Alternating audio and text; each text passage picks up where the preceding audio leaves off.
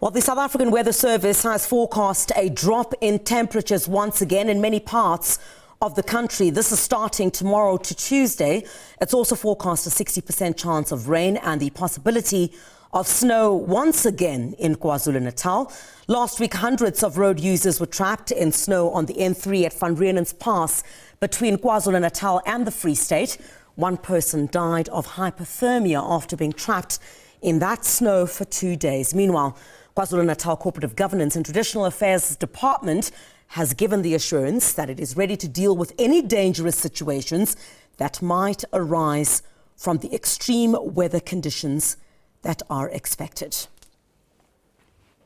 All right, let's take a look at this now, of course, following on what we saw taking place last week. Let's get some insight now on perhaps the state of readiness for whatever expectation there may be in terms of the weather. We're joined now by KwaZulu-Natal MEC for Transport, Siboniso Duma. Mr. Duma, MEC, very good morning to you. Thank you very much indeed for making time to speak to us here on SABC News. So what are we expecting? We have a bit of insight in terms of what the Weather Service is saying, but have you put some measures in place together with disaster management to ensure that you're able to deal with any eventuality? Thank you so much, Criselda. Let me also greet the viewers at home. Indeed, everything is in order as we speak. We've already agreed that we are going to dispatch 3 graders who are already on standby, in particular around Van Riemen, and the RTIs is already on the road, because last time you'll remember that the issue of time factor when it comes to dispatch, we couldn't start on time because of the adherence on the issue of early warnings. SA Weather has already agreed that yes, we must be ready on the ground. Yes, we've dispatched our team. On top of that, we've secured 23 graders who will be ready because we want to start on phases. We're going to start by clearance. If we see that it's no longer taking shape, we'll then stop all the motorists on the ground. So I think we're more than ready, and the issue of adaptation is more than critical as we speak right now. This is definitely perhaps an effort from various departments that need to come together to ensure that whatever happens, if at all, you are able to deal with the situation on the ground. What are you saying at this particular point in terms of travellers? Should travellers cancel their plans because of the expectation, of course, based on what the Weather Service is saying, or is it more of a wait-and-see approach at this time? What are we advising motorists to do? We're advising the motorists, those non-essential, if they can just avoid being on the road. I'm more skeptical in taking a chance because remember what transpired last time. They ended up blaming the system. And fortunately enough, SA Weather has already issued proper warnings because of early dictation. We are saying the same, that those who must avoid to be on the ground, and 2 and 3 and 11, just ensure that you don't participate because it is always dangerous as you have more traffic on the road. So it's better that you adhere. If you could still postpone the trip, just do that. We've even engage the logistic, the trucking companies. At this point in time, we understand the movement of GDP, the economy, the goods on the ground. But at this point in time, we want to say that let us ensure that we adhere to the rules and comply to them. Yeah. Talk to us about the multidisciplinary approach. I can imagine that it is your department, perhaps emergency services as well, the Department of Corporate Governance and Traditional Affairs, and I guess many others who've put these plans in place to ensure that if the situation does turn out to be what we saw last week, I did see you did have your boots on the ground when you had a string of those trucks that had been stuck. You'd been on the top of that bridge trying to, speak to the media and get as much information out as possible. Talk to us about this multidisciplinary approach that you'll be taking as a province in order to ensure that this time, I guess even those who do not listen would get the assistance that they need.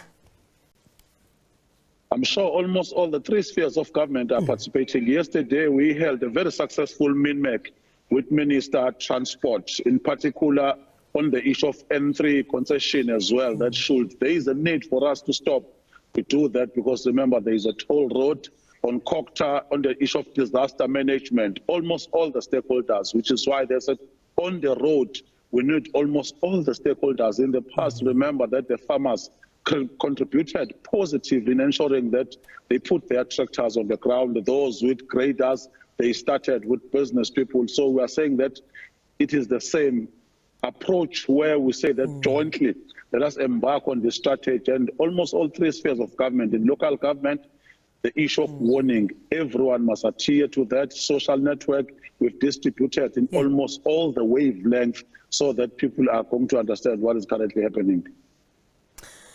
And I mean, obviously, I guess we need to have a different discussion now.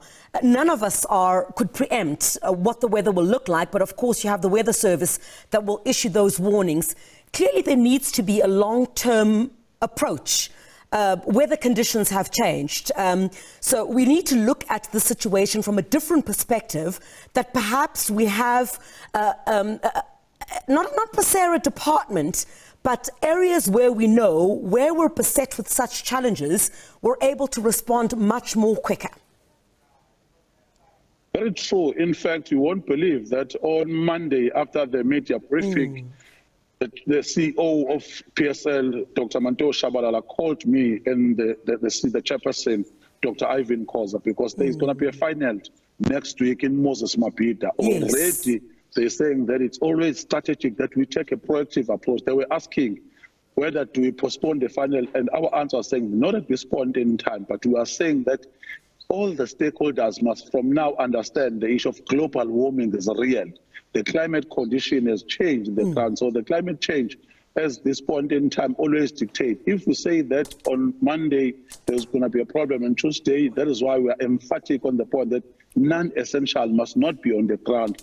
But on our side, we are playing our role that is saying that we already have graders who are on standby so that we start on time, because that's another factor that if the snow is going to start, like for instance on Friday, then you only come on Saturday. We are already an hours later. If you must stop the motorists on time, do that at this point in time. It's what we should do, and we are glad and delighted that almost all the stakeholders slowly are adhering to the call now, because there was that thing, South Africans in some instances said, no, it has been like this, and some instances it's not accurate. Let us just take it as accurate as the gospel truth whenever SA Weather articulate it, and we must take it as it is. Rather be safe than sorry. Thank you very much indeed, KwaZulu-Natal MEC for Transport, Siboniso Duma. Thank you very much indeed. And certainly we'll be monitoring all those plans that have been put in place to ensure. We're expecting rough weather conditions again. And the KwaZulu-Natal MEC for Transport, Siboniso Duma, urging all those motorists, if you will not be travelling for urgent reasons, rather try to postpone if you can. You'd rather be safe than sorry. We do not want a repeat of what we saw take place last week. Of course, we had, unfortunately, one death due to, a motorist being stuck in those terrible conditions. And obviously, it's good to hear also that some plans are being put in place ahead of that soccer clash, which will also be taking place next weekend. Certainly some concerns as well there from soccer bosses about whether this will affect. Certainly the next couple of days we're also given an indication about what measures need to be put in place. But a multi-disciplinary approach certainly seems to be put in place to ensure that we do not have a repeat of what took place last week. A number of graders also to be dispatched, some on standby at this particular point, but I guess motorists would need to heed the call as those warnings have already been put out by the Weather Service. If it's not urgent, don't bother travelling towards those areas.